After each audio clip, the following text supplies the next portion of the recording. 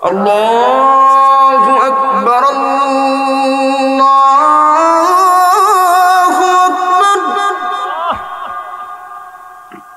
আল্লাহু আকবার, আল্লাহু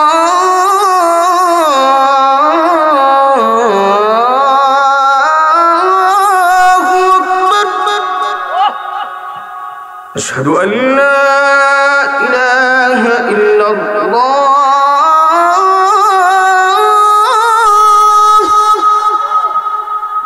আশহাদু আন লা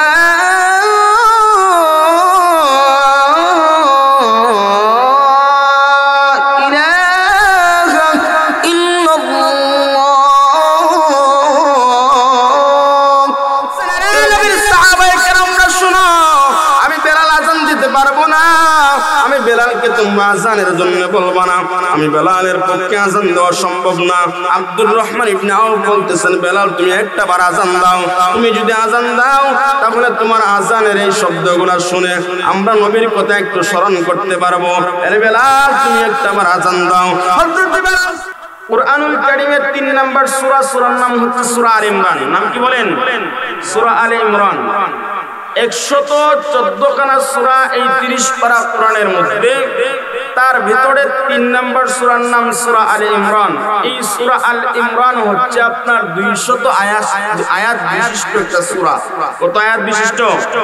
200 আয়াত বিশিষ্ট। এবং এই সূরা আল ইমরানের মধ্যে রুকু আছে 20টা। জোরে বলেন কয়টা?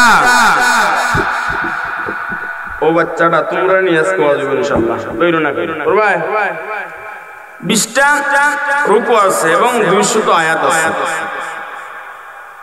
এই 31 নম্বর আয়াতের কারিমের ভিতরে আল্লাহ পাক নবীরে বলতেছেন, নবীজি আপনি তামাম পৃথিবীর মানুষদেরকে জানায় দেন, কুল হে নবী আপনি বলুন, ইন কুনতুম তুহিব্বুনাল্লাহ, যদি তোমরা আল্লাহকে কি করো? ভালোবাসো, ফাত্তাবিউনি, তাহলে কার অনুসরণ করো? আল্লাহর রাসূলের অনুসরণ করো। ইউহিব্বুকুমুল্লাহ, যদি আল্লাহর রাসূলের অনুসরণ করো তাহলে ভালোবাসবেন কে? আওয়াজ করে জোরে বলেন, আরো জোরে বলেন, ভালোবাসবেন কে?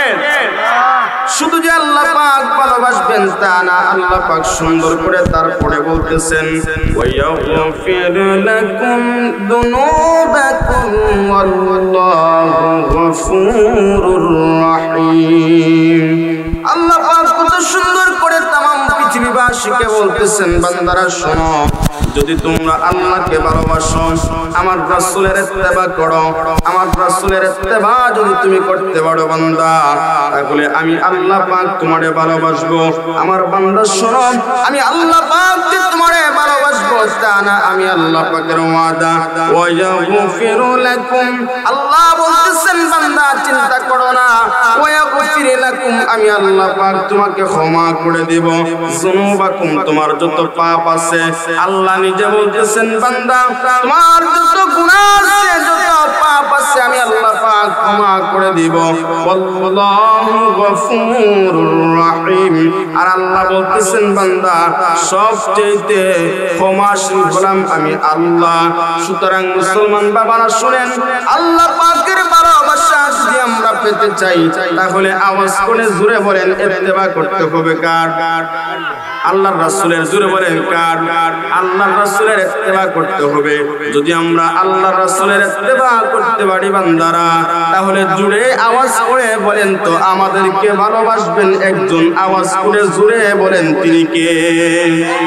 আরো জোরে আওয়াজ করে জোরে বলেন তিনি কে? আজকে তোমরা মুখে মুখে বলতেছি যে আমরা আমাদের ভালোবাসি, মুখে মুখে বলি আমি নবীরে ভালোবাসি, নবীর প্রেম আমার দিলের ভিতরে আছে। যদি সত্যি আমি নবীরে ভালোবাসতাম, আজকের একটা সুন্দর আয়োজন মসজিদের উদ্যোগে একটা দিনের আলোচনার সবার আয়োজন করা হয়েছে। কপাল পোড়া মুসলমান ওয়াজ মাহফিলে আসতে পারি না, নবীর কথা শুনবো, কোরআনের কথা শুনবো, এখানে আসতে পারি না। কিন্তু অনেক যুবক আছে, কোরআনগার যুবক, যদি গান বাজনা হয়, কনসার্ট হয়, গানের মধ্যে যাইতে কিন্তু তার একটা মিনিটও দেরি হয় না। দূরে বলেন ঠিক কিনা? আপনি দেখেন কত সুন্দর করে পোস্টার বানানো হয়েছে। এখন আগের তুলনায় এখনকার যুবক আলহামদুলিল্লাহ, এখন যুবক আগের চাইতে অনেক যুবকদের আগের চাইতে অনেক ডেভেলপ হয়েছে। কিন্তু আগের যুবকরা যেমন ছিল আলহামদুলিল্লাহ, এখনকার যুবক তার থেকে অনেক ভালো। বিশেষ করে দেখেন রাসূল করিম সাল্লাল্লাহু আলাইহি ওয়াসাল্লামের ভালোবাসা কিন্তু আমাদের মুখে অভাব নাই। নবীকে ভালোবাসি, নবীকে ভালোবাসি। নবীকে ভালোবাসার প্রমাণ কি এটা? আযান শোনার পরে মাঠে আড্ডা দেওয়া। নবীকে ভালোবাসার প্রমাণ কি এটা? একটা কথা মনে করবেন, আপনারা মানুষ অল্প হতে পারেন, আপনারা মানুষ কম সংখ্যক হতে পারেন, কিন্তু আপনি যে এই দিনই একটা মাহফিলে বসছেন, এই দিনই মাহফিলে বসার কারণে আপনি এটা চিন্তাও করতে পারতেছেন না। যারা জানেন তো জানেন, হুজুররা জানেন, আপনি একটা দিনই মাহফিলে বসছেন, আপনার এই বসাটাকে আল্লাহ পাক ফেরেশতার মাধ্যমে ভিডিও করাইতেছে, সুবহানাল্লাহ। এবং ভিডিও করিয়া ফেরেশতারা আপনার এই দৃশ্যটা মহান আল্লাহকে নিয়ে দেখাইতেছে, সুবহানাল্লাহ। জোরে পড়েন না। চিন্তা করে দেখেন আপনি কত ভাগ্যবান। এমন একজন মালিকের গোলামি আমরা করব, সেই মালিক আপনি একটু চিন্তা করেন তো দেখি। বাবারা, আপনার শরীরে যখন বসন্ত হয়ে যায়, কিছু কিছু মানুষ আছে যাদের শরীরে এমন ভাবে বসন্ত হয় শরীরের দিকে তাকানো যায় না। আপনার নাকের ওখানে যদি ফোড়া হয়ে যায়, ময়লা হয়ে যায়, আপনার বন্ধু আপনার দিকে তাকাতে পারে না, আপনার বন্ধু আপনার দিকে তাকাতে লজ্জা করে। আমার প্রিয় মুসলমান বন্ধুগণ শুনেন, বসন্ত হওয়ার কারণে শরীরে ময়লা পড়ার কারণে বন্ধু আপনার দিকে তাকায় না, আপনার ঘরের মানুষগুলো আপনার দিকে তাকায় না, আপনার গ্রামের মানুষগুলো আপনার দিকে তাকায় না, তারা ঘৃণা করে। কিন্তু বাবা শুনেন, এমন একজন মালিক আমরা পাইলাম, এমন একজন রব আমরা পাইলাম, এমন রব আমরা পাইলাম। শুনেন, একটু চিন্তা করেন, আপনারা মনোযোগ দিয়ে কথাগুলো শুনেন। হসপিটালের বেডের মধ্যে গড়াগড়ি করে কান্না করতেছেন, শরীরের মধ্যে আপনার পচা হয়ে গেছে, গন্ধ হয়ে গেছে, ডাক্তার আপনার দিকে তাকাতে চায় না, নার্স পর্যন্ত আপনার কাছে আসে না। আল্লাহ বলেন, বান্দা শোনো, দুনিয়ার কোন মানুষ যদি তোমার ডাকে সাড়া না দেয় বান্দা, একটা বার শোনো বান্দা, দুনিয়ার কোন মানুষ তোমার দিকে তাকায় না, হসপিটালের ডাক্তার তোমার দিকে তাকায় না, নার্স তোমার দিকে তাকায় না, কিন্তু ওই বান্দাটা যখন হসপিটালের সিটের মধ্যে গড়াগড়ি করিয়া বান্দা যখন আল্লাহরে ডাক দেয়, আমার আল্লাহ ওই বান্দার ডাকে সাড়া দিতে একটা মুহূর্ত দেরি করেন না। সুবহানাল্লাহ। আমার প্রিয় মুসলমান বন্ধুগণ শুনেন, রাসূল করিম সাল্লাল্লাহু আলাইহি ওয়াসাল্লাম রে যে আমরা ভালোবাসবো, এমন একজন নবীরে আমরা ভালোবাসবো যেই নবী দিনের জন্য কত কষ্ট সহ্য করেছেন, ইসলামের জন্য, দিনের জন্য। তায়েফের ময়দানে আল্লাহর নবী রক্ত ঝরাইছেন, উহুদের ময়দানে আল্লাহর নবী দান মুবারক শহীদ হইছে। নবীর কষ্টের কারণে এটা কাহিনী, আল্লাহর নবী কতটা পরিমাণ কষ্ট করছেন। তায়েফের ময়দানে যখন আল্লাহর নবী দিনের দাওয়াত দিয়ে নিয়ে গেলেন, রাসূল করিম সাল্লাল্লাহু আলাইহি ওয়াসাল্লামের প্রিয়তমা স্ত্রী আম্মা জান খাদিজা রাদিয়াল্লাহু তাআলা করে হারায়া রাসূল করিম সাল্লাল্লাহু আলাইহি ওয়াসাল্লামের প্রিয় চাচা আবু তালেবকে হারায়া আল্লাহর নবী খাদিজাকে হারাইলেন, আবু তালেবকে হারাইলেন। নবুয়তের 10ম বছরের ঘটনা। আল্লাহর নবীর প্রিয় দুইজন মানুষকে হারায়া রাসূল করিম সাল্লাল্লাহু আলাইহি ওয়াসাল্লাম দিনের দাওয়াত নিয়ে গেলেন তায়েফের ময়দানে। আর তায়েফের ময়দানটা ছিল আল্লাহর নবীর নানার এলাকা। বড় আশা নিয়ে নানার এলাকায় নবী গেছেন দিনের দাওয়াত দেওয়ার জন্য। সাধারণত দেখবেন, আপনি একটা কথার কথা, এই মাহফিলটা হইতেছে মনে করেন, এখন আপনি নানার বাড়িতে গেছেন, অনেক সময় হয় কিন্তু এমন যে একটা মাহফিল অথবা যে কোনো একটা উদ্যোগে হইতেছে, আপনার বল করে এই বলটা আমার আছে, আমি আমার নানার বাড়িতে যাব, পরিচিত মানুষ আছে তাদেরকে বলবো আজকে আমাদের এখানে একটা মাহফিল হইতেছে, এখানে কিছু হাদিয়া দেন, কিছু দান করেন। এটা কিন্তু আপনি বল করে যাইতেছে, এই বলটা কিন্তু সবারই আছে। কারণ নানার বাড়ি তো নাকি মায়ের বাবার বাড়ি, নানার বাড়ি সবারই আদরে। নবীজি ঠিক তেমনি ভাবে বড় আশা নিয়া নানার বাড়িতে গেছেন, নানার এলাকায় গেছেন দিনের দাওয়াত দেওয়ার জন্য। রাসূল করিম সাল্লাল্লাহু আলাইহি ওয়াসাল্লাম যখন দিনের দাওয়াত নিয়ে তায়েফের ময়দানে গেলেন, তায়েফের মানুষেরা তাদের ছোট ছোট বাচ্চারা লাগায় দিল আল্লাহর রাসূলের পেছনে। ছোট ছোট বাচ্চারা রাসূল করিম সাল্লাল্লাহু আলাইহি ওয়াসাল্লামের দিল মারা, পাথর মারা শুরু করে দিল। নাউযুবিল্লাহ। হযরত যায়েদ বিন হারেসার ঘটনা আপনারা জানেন। নবী করিম সাল্লাল্লাহু আলাইহি ওয়াসাল্লামের পালক ছেলে হযরত যায়েদ বিন হারেসা পরবর্তীতে বলেন, এর পৃথিবীর মানুষ তোমরা শোনো, রাসূল করিম সাল্লাল্লাহু আলাইহি ওয়াসাল্লাম যখন দিনের দাওয়াত নিয়ে তায়েফের ময়দানে গেছেন, তায়েফের কাফেররা আল্লাহর নবীরে এতটা পরিমাণ নির্যাতন তারা করছিল, এতটা পরিমাণ অত্যাচার তারা করছিল। রে দুনিয়ার উম্মতেরা শোনো, আল্লাহ রাসূলের শরীরে এমন কোন জায়গা নাই রে যে জায়গা দিয়া নবীর শরীরে রক্ত বাহির হয় নাই। হযরত যায়েদ বলেন, দুনিয়ার মানুষ শোনো, তায়েফের বেঈমানেরা আল্লাহর নবীর ঢিল মারা শুরু করে দিল, পাথর মারা শুরু করে দিল। নবীর শরীরটা কতটা নরম ছিল, কতটা সুন্দর ছিল রে বাবারা। নবীর শরীরের ভিতর দিয়া রক্ত বাহির হইতো, রক্ত বাহির হইতে হইতে হযরত যায়েদ বলেন, চাদর দিয়ে আমি নবীর ওই রক্তগুলা মুছে দিলাম। হযরত যায়েদ বলেন, আল্লাহর নবী বেহুশ হয়ে জমিনের মধ্যে পড়ে গেলেন। তায়েফের বেঈমানেরা, তায়েফের মুশরিকরা, তায়েফের কাফেররা এরপরে থেমে থাকে নাই। আল্লাহর নবী বেহুশ হয়ে জমিনের মধ্যে পড়ার পরেও তায়েফের বেঈমানেরা আল্লাহর নবীকে আবার হুঁশ করাইয়া আবার তারা নবীর অত্যাচার করা শুরু করেছিল। নাউযুবিল্লাহ। একটা বর্ণনায় আসছে 3 বার, আরেকটা বর্ণনায় আসছে 7 বার আল্লাহর নবী বেহুশ হয়ে জমিনে পড়ে গেলেন।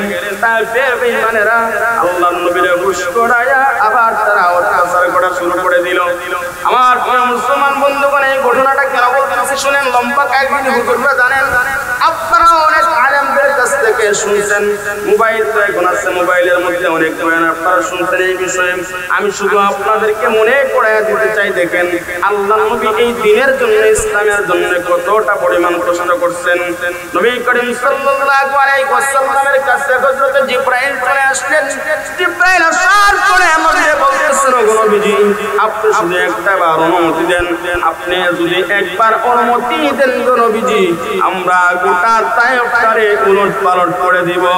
আল্লাহর নবী বলতেছেন, জিবরাইল রে শোনো, তায়েফের বেঈমানেরা বুঝতে পারে নাই, তায়েফের মানুষরা চিনে নাই। তায়েফের মানুষরা যদি জানতো আমি রাহমাতুল লিল আলামিন, তারা যদি বুঝতো আমি আল্লাহ পাকের নবী, তাহলে তায়েফের মানুষরা আমার অত্যাচার করতো না। এরপরে আল্লাহর নবী বদদুয়া দেন নাই। আমার প্রিয় মুসলমান বন্ধুগণ, আল্লাহ পাক জমিনে এমন কিছু মানুষ পাঠাইছেন যেই মানুষগুলা, এরপরে আল্লাহ পাক জমিনে এমন কিছু মানুষ আল্লাহ পাক পাঠাইছেন যেই মানুষগুলা নবীর ভালোবাসার জন্য, আল্লাহ পাকের জন্য নিজের জীবনের সব কিছু তারা বিসর্জন করে দিতে হাসি মুখে। আল্লাহ পাক ওই কথাটা কোরআনুল কারীমের ভিতরে আল্লাহ পাক সুন্দর করে বলতেছেন, ومن الناس من يشري نفسه ابتغاء مرضات الله والله رؤوف بالعباد। আল্লাহ নবীরে বলতেছেন, নবী শুনেন, এই পৃথিবীর জমিনে এমন কিছু মানুষ আমি আল্লাহ পাক পাঠাইলাম যেই মানুষগুলা আল্লাহ নবীর জন্য, আল্লাহ পাকের জন্য নিজের জীবনের সমস্ত কিছু তারা বিসর্জন করে দিতে পারে হাসি মুখে, শুধু আল্লাহ পাকের ভালোবাসার জন্য, শুধু আল্লাহ নবীর ভালোবাসার জন্য। রাসূল করিম সাল্লাল্লাহু আলাইহি ওয়াসাল্লাম যখন ইন্তেকাল করলেন, ইন্তেকালের খবরটা যখন গোটা মদিনার মধ্যে এলান হয়ে গেল, একজন সাহাবী আরেকজন সাহাবীর কানে কানে বলতেছেন, আরে নবীর সাহাবীরা তোমরা শুনো, কে কোথায় আসরে তাড়াতাড়ি আসো, আল্লাহর নবী আর দুনিয়ার জমিনের মধ্যে নাই। একজন সাহাবী আরেকজন সাহাবীর কানে কানে এলান করে দিতেছেন, আরে নবীর সাহাবীরা তোমরা শুনো, তাড়াতাড়ি আল্লাহর রাসূলের দরবারে আসো গো, আল্লাহর নবী আর দুনিয়ার মধ্যে নাই। নবীর একজন আশিক সাহাবী ছিলেন, তার নাম ছিল হযরত আব্দুল্লাহ বিন যায়েদ ইবনে আব্দ রাব্বিহি। হযরত আব্দুল্লাহ বিন যায়েদ ইবনে আব্দ রাব্বিহি খেজুরের বাগানের মধ্যে কাজ করতেছেন। এমন সময় শুনতে পান কানের মধ্যে আওয়াজ আসতেছে, একজন সাহাবী রাস্তা দিয়ে গাইতে যাইতেছে আর এলান করে যাইতেছে, আরে নবীর সাহাবীরা তোমরা শুনো, তাড়াতাড়ি যাও আল্লাহর রাসূলের দরবারে, আল্লাহর নবী আর দুনিয়ার মধ্যে নাই। এই খবরটা যখন নবীর সাহাবী হযরত যায়েদ আব্দুল্লাহ বিন যায়েদ ইবনে আব্দ রাব্বিহি যখন শুনতে পারলেন, সাথে সাথে হযরত আব্দুল্লাহ বিন যায়েদ ইবনে আব্দ রাব্বিহি দুটা হাত আসমানের দিকে উঠায়া মালিকের কাছে কান্না করে করে বলতেছেন, ওগো রব্বে করিম আল্লাহ, শুনলাম আপনার নবী নাকি ইন্তেকাল করছেন। ওগো রব্বে কারীম আল্লাহ, শুনলাম আপনার হাবিব নাকি চলে গেছেন। ওগো আল্লাহ, আমি আব্দুল্লাহ বিন যায়েদ ইবনে আব্দ রাব্বিকির এমন কোনদিন নাই গো যেই দিন আমি আল্লাহ পাকের নবীকে দেখি নাই। আজকে তো আপনার হাবিব ইন্তেকাল করে চলে গেছেন, আমি আব্দুল্লাহ বিন যায়েদ ইবনে আব্দ রাব্বিকি নবীর আর কিভাবে দেখবো, দেখতে পারবো না। আল্লাহর কাছে দোয়া করে বলতেছেন, ওগো রব্বে কারীম আল্লাহ, আমি আব্দুল্লাহর চোখ থাকবে কিন্তু তোমার নবীরা দেখতে পারবে না। আমি আব্দুল্লাহর ওই চোখের কোনো দরকার নাই। হযরতে আব্দুল্লাহ বিন যায়েদ ইবনে আব্দ রাব্বিকি মালিকের কাছে কান্না করে করে বলতেছেন, ওগো আল্লাহ, আমার চোখ থাকবে কিন্তু নবীরে দেখতে পারবো না। ওগো আল্লাহ, আমি আব্দুল্লাহর এই চোখের কোনো দরকার নাই, আমার চোখ থাকার পরেও রাহমাতুল লিল আলামিন দেখতে পারবো না, আমার ওই চোখের কোনো দরকার নাই। হযরত আব্দুল্লাহ বিন যায়েদ ইবনে আব্দ রাব্বিকি আল্লাহকে বলতেছেন, আল্লাহ, আমার চোখের দৃষ্টিটা আপনি কেড়ে নেন। আল্লাহ পাকের কাছে হযরত আব্দুল্লাহর দোয়াটা, নবীর প্রতি ভালোবাসাটা এতটা পরিমাণ পছন্দনীয় হইছে, হযরত আব্দুল্লাহ বিন যায়েদ ইবনে আব্দ রাব্বিকির হাতটা নামানোর আগে আগে আল্লাহ পাক হযরত আব্দুল্লাহ বিন যায়েদ ইবনে আব্দ রাব্বিকির চোখের দৃষ্টি আল্লাহ পাক উঠায় নিলেন। সুবহানাল্লাহ। নিজের চোখের কোনো মায়া নাই। দেখেন তো আপনারা একটু চিন্তা করে দেখেন, রাসূল করিম সাল্লাল্লাহু আলাইহি ওয়াসাল্লাম রে কতটুকু ভালোবাসলে পড়ে এই দোয়াটা আল্লাহর কাছে করতে পারেন, আল্লাহ, আমার চোখের দৃষ্টি আপনি কেড়ে নেন। অর্থাৎ নিজের প্রতি কোনো মায়া নাই, নিজের জীবনের চাইতে সবচেয়ে বেশি ভালোবাসতেন। জোরে বলেন কারে? আল্লাহর রাসূল রে। কারে? আল্লাহর রাসূল রে। আর এখনকার যুবকেরা নিজের চাইতেও বেশি ভালোবাসে মেসি, নেইমার, এমবাপ্পে, রোনাল্ডো, আর কিতা রোমেরো, ভাই রোমেরো, আরো কিতা কিতা আছে, আমরাও চিনি। এদেরকে বেশি ভালোবাসে। আরো আছে দেখেন আপনার ডি মারিয়া, আরো যারা যারা খ্রিস্টান, আপনার সোহবতে সালেহ, তুরা সালেহ কুনাত, যার সাথে যার প্রেম ভালোবাসা, তার সাথে তার হাসন নাসর হবে। আপনি যে ইহুদি খ্রিস্টানকে ভালোবাসতেছেন, আপনি কি একটাবার চিন্তা করে দেখছেন এই পৃথিবীর জমিনে সবচেয়ে রোল মডেল তিনি কে বলেন? আল্লাহর রাসূল মুহাম্মদ সাল্লাল্লাহু আলাইহি ওয়াসাল্লাম। অনুসরণ করবেন নবীরে, কিন্তু আপনি নবীরে অনুসরণ না করিয়া অনুসরণ করতেছেন ইহুদি খ্রিস্টানদের। আপনি যে তারে অনুসরণ করতেছেন, যুবক একটু শুনো, তোমার কষ্ট দেওয়ার জন্য বলি নাই, তারে অনুসরণ কইরা তার মতো চুল ফালাইতেছো। যুবক একটাবার চিন্তা করে দেখো, তোমার মাথার মধ্যে যেভাবে চুলটা আছে ওইভাবে যদি ওই সময় যদি তোমার সঙ্গে আজরাইল দেখা করে, যুবক চিন্তা করো তো তোমার কি হবে অবস্থাটা। দুনিয়ার সমস্ত মানুষের সঙ্গে আজরাইল কয়বার দেখা করবে? জোরে বলেন তো। আপনারা ঘুমাই গেছেন না রাগ করছেন আমার সঙ্গে? দুনিয়ার সমস্ত মানুষের সঙ্গে আজরাইল আলাইহিস সালাতু ওয়াস সালাম কয়বার দেখা করবেন? জোরে বলেন কয়বার? জোরে বলেন কয়বার? একবার দেখা করবেন। তো যখন দেখা করবেন, আসসালামু আলাইকুম,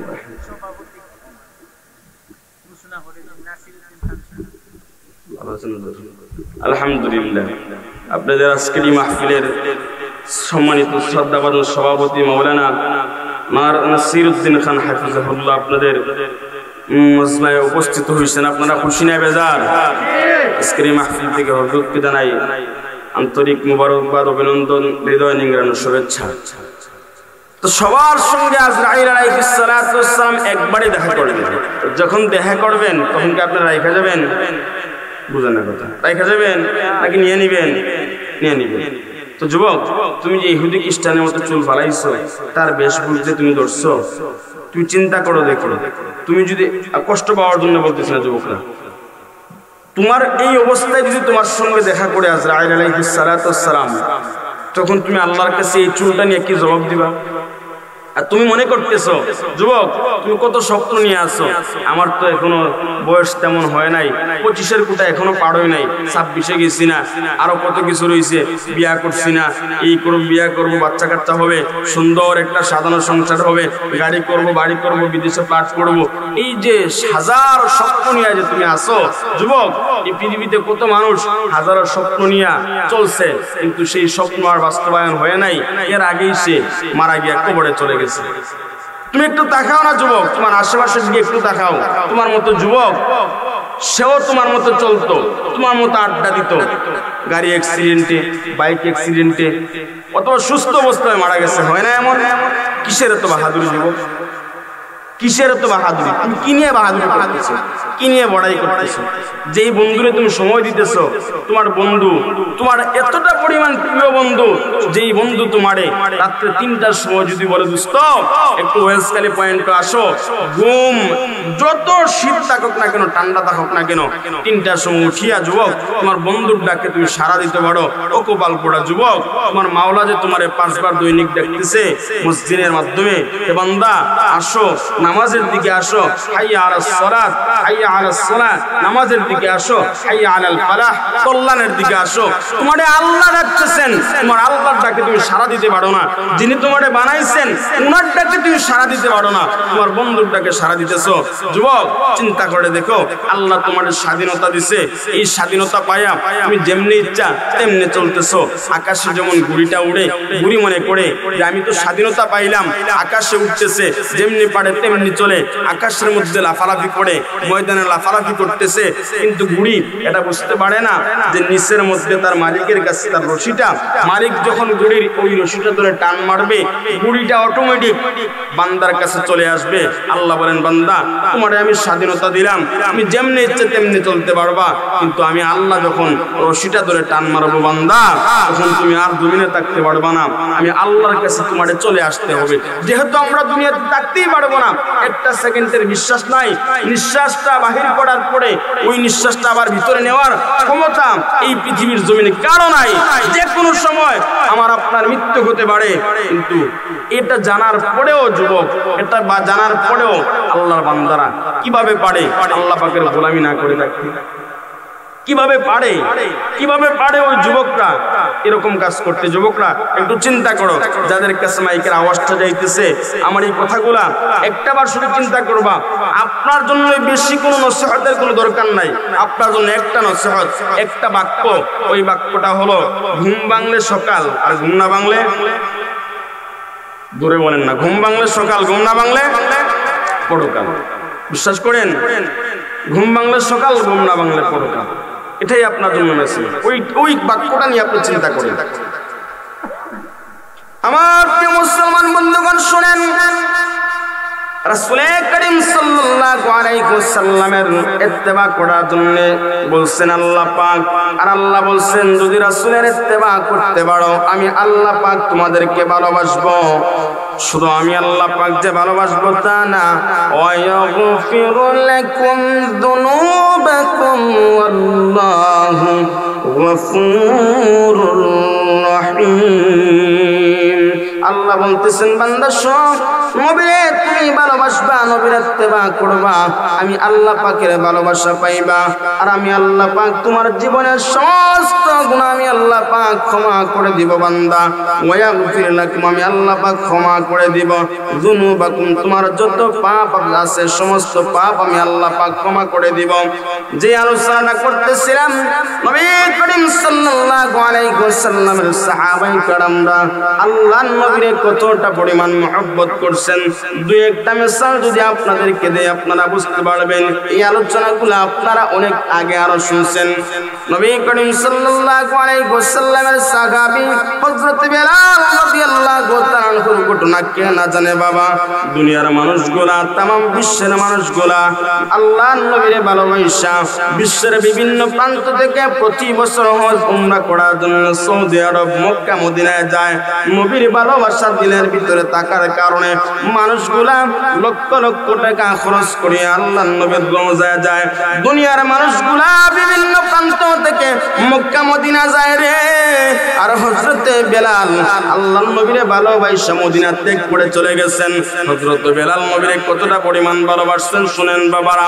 আল্লাহর নবীর ইন্তেকালের পরে হযরত বেলাল রাদিয়াল্লাহু তাআলা গাটুরি নিয়ে নবীর রওজার পাশে দাঁড়ায় কান্না করে করে বলতেছেন, ওগো আল্লাহ পাকের নবী আপনি শুনেন, যেই মদিনার মধ্যে আপনি থাকবেন না ওই মদিনার মধ্যে আমি থাকতে পারবো না, যেই মদিনার মধ্যে আপনি থাকবেন না ওই মদিনার মধ্যে আমি বেলাল থাকতে পারি না, যেই মদিনার মধ্যে যখন আমি আজান দিতাম গো, আজান দেওয়ার পরে নবীর ইমামতিতে আমি নামাজ আদায় করতাম।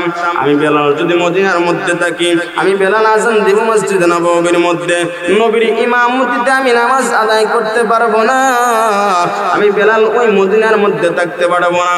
হযরত বেলাল গাটুরি নিয়া হযরত আবু বকরের কাছে চলে আসলেন।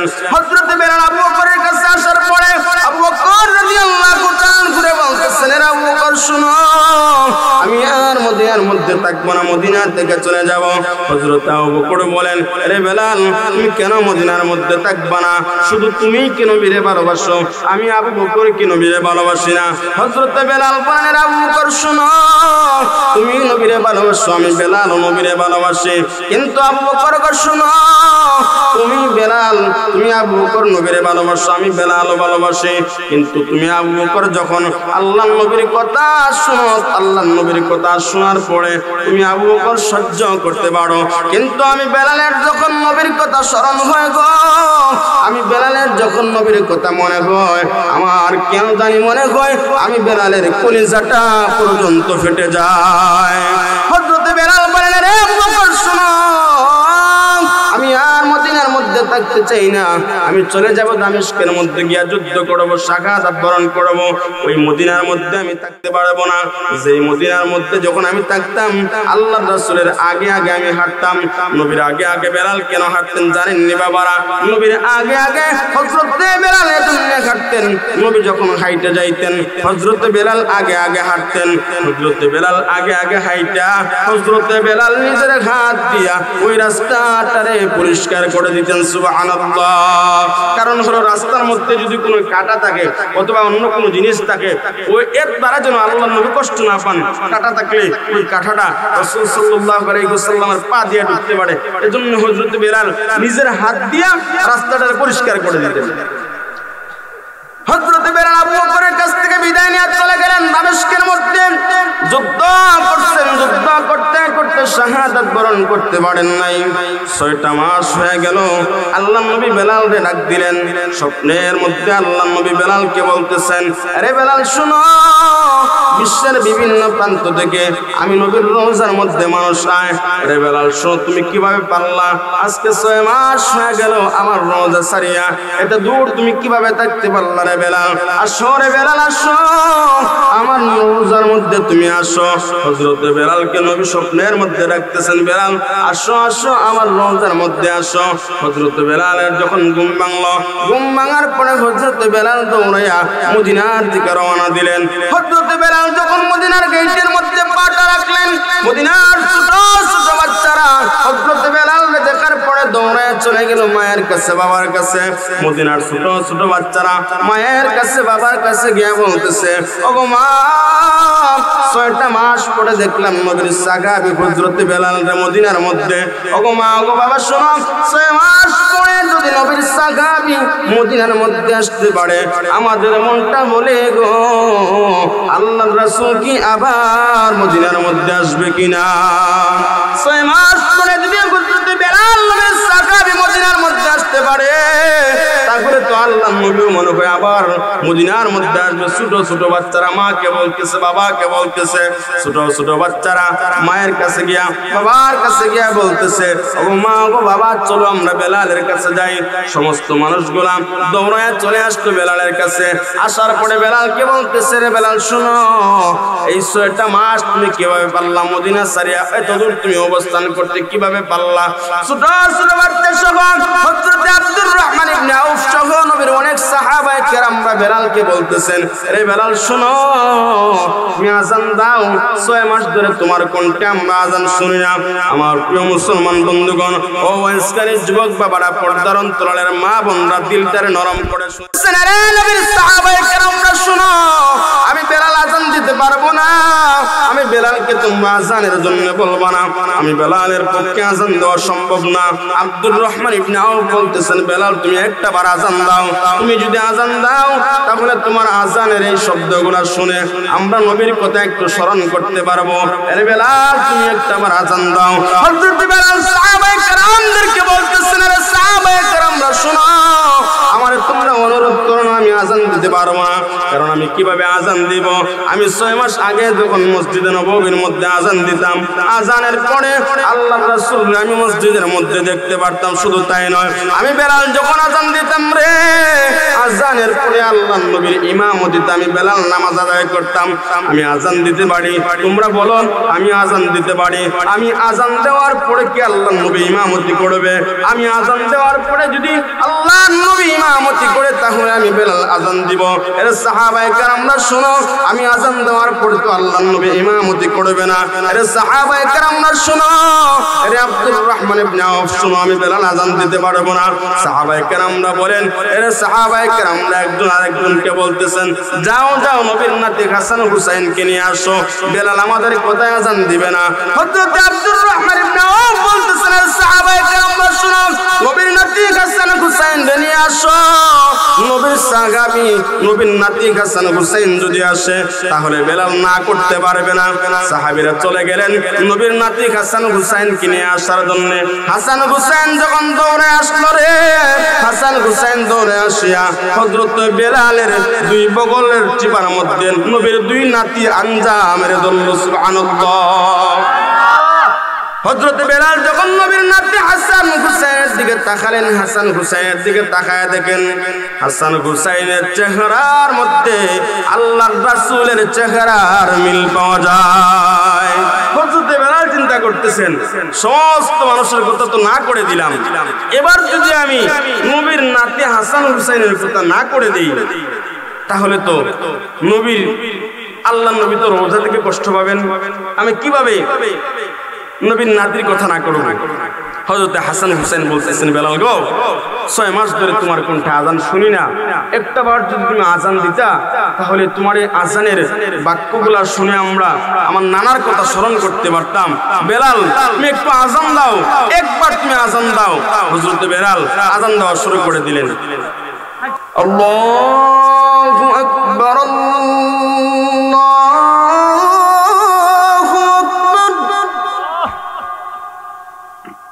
আল্লাহু আকবার,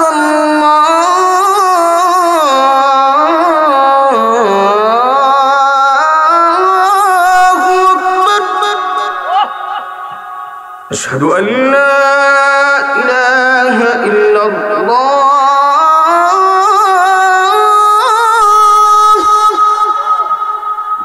আশহাদু আন লা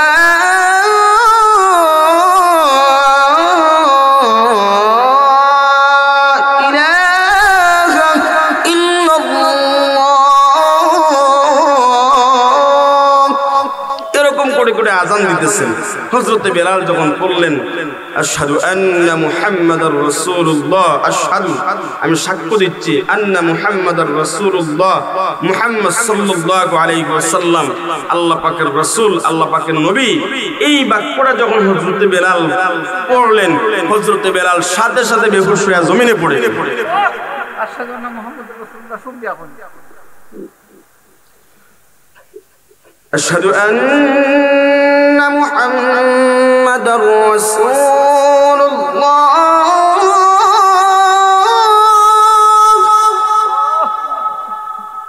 أشهد أن محمد رسول الله،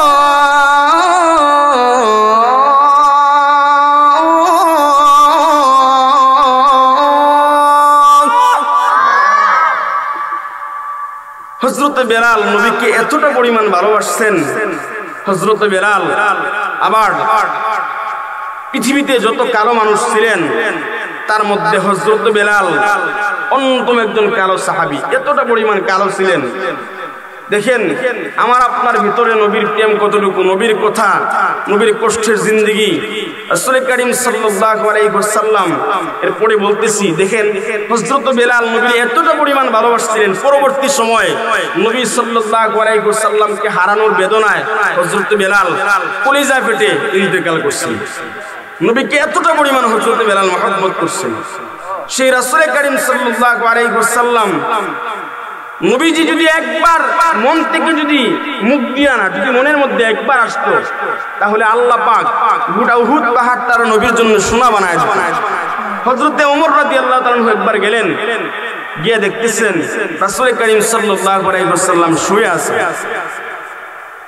হযরত ওমর যখন নবীর দরবারে গেলেন, নবীর দরবারে যাওয়ার পরে হযরত ওমর দেখতেছেন আল্লাহর নবী শুয়ে আছেন, খেজুর পাতার ডাল দিয়া একটা বিছানা বানানো, ওই বিছানার মধ্যে হযরতে মুহাম্মদ আরবি সাল্লাল্লাহু আলাইহি ওয়াসাল্লাম ঘুমায় আছেন।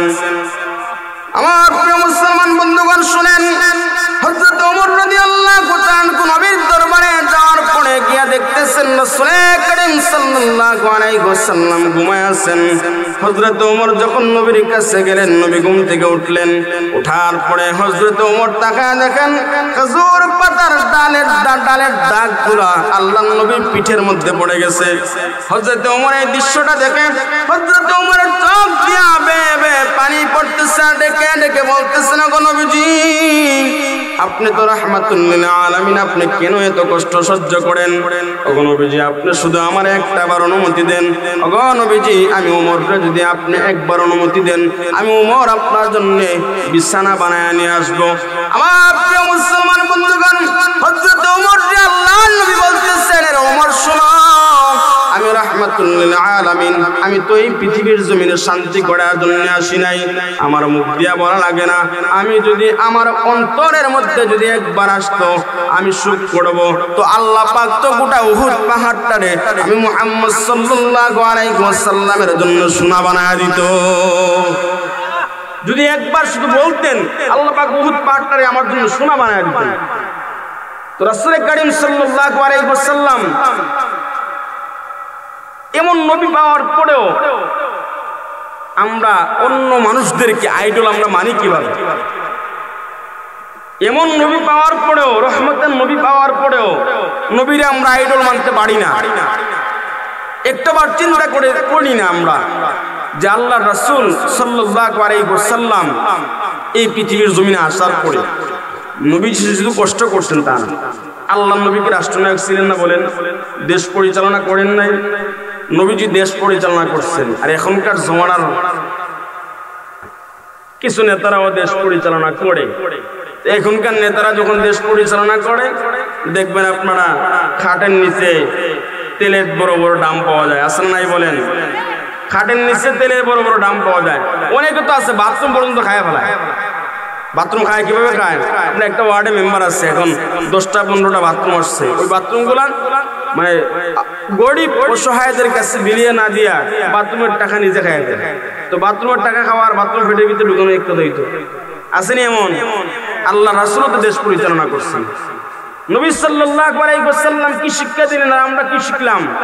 রাসূল করিম সাল্লাল্লাহু আলাইহি ওয়াসাল্লামের ছোট সময় থেকে, জন্মের পর থেকে আল্লাহর নবী আরেকজনের হক মেরে খাওয়া এটা যে জায়েজ না, আরেকজনের হক যে আপনি মারবেন না, এটাও আল্লাহর নবী শিশু সময় থেকে শিক্ষা দিয়েছেন। সুবহানাল্লাহ। কেমন? নবী করিম সাল্লাল্লাহু আলাইহি ওয়াসাল্লামকে যখন হযরতে হালিমাতুস সাদিয়া যখন দুধ পান করাইতেন, আমার আপনার নবী মুহাম্মদ আরবি সাল্লাল্লাহু আলাইহি ওয়াসাল্লামের একজন দুধ ভাই ছিল, যার নাম ছিল আব্দুল্লাহ। হযরতে হালিমাতুস সাদিয়া রাদিয়াল্লাহু তাআলা আনহা পৃথিবীর মানুষদেরকে ডেকে ডেকে বলেন, এর পৃথিবীর মানুষরা শোনো, মুহাম্মদ আরবি সাল্লাল্লাহু আলাইহি ওয়াসাল্লাম ছোট সময়ে যে বাইরের হক যে তিনি মেরে খান নাই, এটা শিক্ষা দিলেন। হযরতে হালিমাতুস সাদিয়া বলতেন, আমার একজন সন্তান ছিল, নাম ছিল আব্দুল্লাহ, আর মুহাম্মদ সাল্লাল্লাহু আলাইহি ওয়াসাল্লাম ছিল আমার দুধ সন্তান। মুহাম্মদ সাল্লাল্লাহু আলাইহি ওয়াসাল্লাম একটা স্তনের দুধ পান করতেন, আর একটা স্তনের দুধ মুহাম্মদ সাল্লাল্লাহু আলাইহি ওয়াসাল্লামকে কখনোই পান করানো যেত না। তার মানে হলো আল্লাহ নবী মুহাম্মদ সাল্লাল্লাহু আলাইহি ওয়াসাল্লাম শিক্ষা দিয়েছেন, একটা স্তনের দুধ পান করা আমার অধিকার, আর আরেকটা স্তনের দুধ পান করা আমার অধিকার না, আরেকটা স্তনের দুধ পান করা আমার ভাই আব্দুল্লাহর অধিকার। আরেকটা স্তনের দুধ কখনো পান করানো যেত না, এই স্তনের দুধটা আব্দুল্লাহ পান করবে, এটা তার অধিকার, আর একটা স্তনের দুধ পান করা আমার অধিকার, আমারটা আমি পান করব, এটা শিক্ষা দিচ্ছেন। আর এখন দেখেন ভাই হইয়া ভাইয়ের ভাই, একজন দুইজন ভাই, আপনারা কি রাগ করতেছেন? রাগ করতেছেন কেউ? একটু জিকির করে কেউ সবাই আগান। আলহামদুলিল্লাহ, আলহামদুলিল্লাহ। যারা আছেন শেষ পর্যন্ত 1-2 মিনিট 5 মিনিট পড়ে এশার আজানের আগে কারা কারা চলে যাবেন হাতটা ওটা দেখান তো বাবা, তাতে দেখেন থাকবেন যোগ করে থাকবে তো ইনশাল্লাহ। তোমরা মনে করো আমি তো সুন্দর লাগানি, বুঝছো সুন্দর লাগানি, একটু জিকির করে করে সবাই আগান লা ইলাহা, শীতে ধরছে না আপনার ভাই ভাই সামনে ভাই লা ইলাহা ইল্লাল্লাহ লা ইলাহা জুড়ে লা ইলাহা দেখা দাও রাসূলুল্লাহ তুমি কাঁদে আসে তো তোমার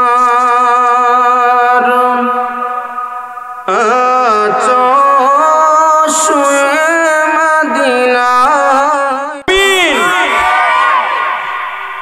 আমার প্রিয় মুসলমান বন্ধুগণ শুনেন, আল্লাহর নবী সাল্লাল্লাহু আলাইহি ওয়াসাল্লামের জন্মের পরে আল্লাহর নবীর জন্মের দুইটা দিক, একটা হচ্ছে মাক্কি জিন্দেগি আর একটা হচ্ছে মাদানী জিন্দেগি। নবী সাল্লাল্লাহু আলাইহি ওয়াসাল্লাম মাক্কি জিন্দেগিতে যখন আল্লাহর নবী দ্বীনের দাওয়াত দিলেন তখন আল্লাহর নবীকে কাফের বেঈমানেরা অত্যাচার করা শুরু করে দিল। আল্লাহ পাক জানায় দিলেন, হাবিব আমার আপনি হিজরত করে মক্কা ছেড়ে মদিনায় চলে যাবেন। আল্লাহ পাক জিবরাইল আলাইহিস সালামকে পাঠিয়ে দিলেন। হযরত জিবরাইল আলাইহিস সালাম নবীর কাছে এসে বলতেছেন, নবীজি আপনি তাড়াতাড়ি হিজরতের উদ্দেশ্যে রওনা হয়ে যান। আমার কলিজার টুকরা যুবক ভাইরা, অন্তত 10টা মিনিটের জন্য অন্য কোনো দিকে মনোযোগ না দিয়া দিলটারে নরম করে কথাগুলো শুনেন। নবী করিম সাল্লাল্লাহু আলাইহি ওয়াসাল্লামের কাছে হযরত জিবরাইল আলাইহিস সালাম এসে বলতেছেন, নবীজি আপনি তাড়াতাড়ি হিজরত করেন। আপনার গড়ের চতুর্দিকে কাফের বেঈমানেরা তরবারি নিয়ে দাঁড়ায় আছে, তারা আপনারা হত্যা করতে চায়। নবী করিম সাল্লাল্লাহু আলাইহি ওয়াসাল্লাম নিজের চাচাতো ভাই হযরত আলীকে আল্লাহর নবী বলতেছেন, রে আলী শোনো, আমার চাদরটা গায়ের মধ্যে দিয়া আমার বিছানার মধ্যে তুমি শুয়ে থাকবা। আমার চাদরটা গায়ের মধ্যে দিয়া আমার বিছানার মধ্যে তুমি শুয়ে থাকবা। আল্লাহ পাক জিবরাইলকে পাঠাইছেন আমাকে হিজরত করতে হবে। হযরত আলী বলতেছেন, নবী গো আপনার চাদরটা আমার গায়ের মধ্যে দেন, আপনার চাদরটা আমার শরীরের মধ্যে দিয়ে আমি বিছানার মধ্যে শুয়ে থাকবো। রাত্রেবেলা কাফেররা যখন আপনার ঘরের মধ্যে প্রবেশ করবে তারা তো জানবে না আমি আলী, তারা মনে করবে আমি মুহাম্মদ। আর কাফের বেঈমানেরা আমাকে মুহাম্মদ ভেবে আমি আলীকে কাফের বেঈমানেরা টুকরো টুকরো করে ফেলবে। ওগো নবীজি আপনি কোনো চিন্তা করিয়েন না, আপনি হিজরতের জন্য রওনা দেন। কাফের বেঈমানেরা যদি আপনার ঘরের মধ্যে প্রবেশ করিয়া আমি আলীরে যদি কাফের বেঈমানেরা টুকরো টুকরো ফেলে গো, আমি আলীকে তারা টুকরো টুকরো করে ফেলে, আমি কোনো চিন্তা করি না, আমি আলী কোনো ভয় পাই না। বেঈমানেরা যদি আমি আলীকে হত্যা যদি তারা করে তাহলে আমি আলী এইভাবে সান্ত্বনা পাবো যে আল্লাহর রাসূলের বিছানার মধ্যে ঘুমাইলাম, আজকে আমি আলীর জীবনের বিনিময়ে আল্লাহর রাসূলের জীবনটা আজও পর্যন্ত বেঁচে আছে। আমার প্রিয় মুসলমান বন্ধুগণ, রাসূল করিম সাল্লাল্লাহু আলাইহি ওয়াসাল্লাম ঘর থেকে বাহির করেন। ঘর থেকে বাহির হওয়ার পরে আল্লাহর নবীকে আল্লাহ পাক জানায় দিলেন, নবী আমার আপনার ঘরের চতুর্দিকে তো কাফের বেঈমানেরা দাঁড়ানো, আপনি কিভাবে যাইবেন? যাওয়ার তো কোনো রাস্তা নাই। নবী আমার আপনি শুনেন, আপনি তো কোনো দিকে যাইতে পারবেন না। নবী আমার আপনি শুনেন, আপনার ঘরের চতুর্দিকে কাফের বেঈমানেরা দাঁড়ায় আছে। আপনি হাতের মধ্যে এক মুষ্টি বালু নেন, এক মুষ্টি বালু হাতের মধ্যে নিয়ে আসা হাতে ওযু বলে আপনি ওই বালুগুলো নিক্ষেপ করে দেন। আমার প্রিয় মুসলমান বন্ধুগণ, আল্লাহ পাকের কথায় আমার আপনার নবী মুহাম্মদ আরবি সাল্লাল্লাহু আলাইহি ওয়াসাল্লাম হাতের মধ্যে এক মুষ্টি বালু নিলেন। ওই এক মুষ্টি বালু নিয়ে শাগাতিল ওযু বলে আল্লাহর নবী বালুগুলা নিক্ষেপ করছিলেন। আল্লাহর নবী যখন বালুগুলা নিক্ষেপ করলেন, আল্লাহ পাক ওই বালুগুলা আল্লাহ পাকের কুদরতে এই নবীর গড়ের চতুর্দিকে যতটা কাফের দাঁড়ায় আছে তরবারি নিয়ে আল্লাহ পাক ওই বালুগুলা আল্লাহ পাকের কুদরতে সমস্ত কাফেরদের চোখের ভিতরে আল্লাহ পাক ঢুকায় দিয়েছিলেন। সুবহানাল্লাহ, আর জোরে বলেন সুবহানাল্লাহ।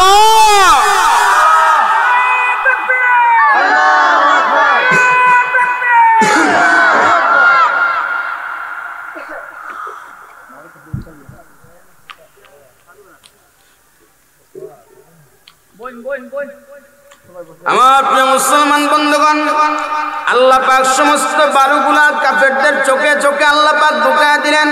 পরবর্তী সময় আল্লাহ পাক হাবিবকে জানায়া দিলেন, ওগো দোস্ত আমার, ওগো হাবিব, আপনি শুনেন, আপনি তো হাতের মধ্যে বালু নিয়া শুধু আপনি একদিকে বালুটা নিক্ষেপ করছেন, আপনি কি জানেন চতুর্দিকে কাফেরদের চোখে চোখে বালুগুলা কিভাবে ঢুকে পড়ল? আল্লাহ পাক এই কথাটা কোরআনুল কারীমের ভিতরে আল্লাহ পাক উদ্ধৃত করছেন। আল্লাহ সুন্দর করে বলতেছেন, وما رميت إذ رميت ولكن الله رمى। আল্লাহ পাক হাবিবকে বলতেছেন, আপনি আমার শুনেন, আপনি তো বালুগুলা একদিকে নিক্ষেপ করছিলেন, আর আমি আল্লাহ পাক ওই বালুগুলা আমার কুদরত দ্বারা সমস্ত কাফেরদের চোখে চোখে আমি আল্লাহ পাক বালুগুলা ঢুকায় দিছিলাম। আমার নবী হিজরতের জন্য রওনা দিবেন। আমার নবী চলে গেলেন হযরত আবু বকরের বাড়িতে। হযরত আবু বকর সিদ্দিক রাদিয়াল্লাহু তাআলা আনহুর বাড়ির মধ্যে যাওয়ার পরে আল্লাহর নবী দরজার মধ্যে ঢুকা দিলেন। রে বাবারা, আপনারা জানেন, দরজার মধ্যে ঢুকা দেওয়ার পরে হযরত আবু বকর সাথে সাথে দরজাটা খুলে দিলেন। আল্লাহর নবী আবু বকরকে বলতেছেন, আরে আবু বকর শুনো, রাত্রি বেলা কি তুমি ঘুমাও নাই?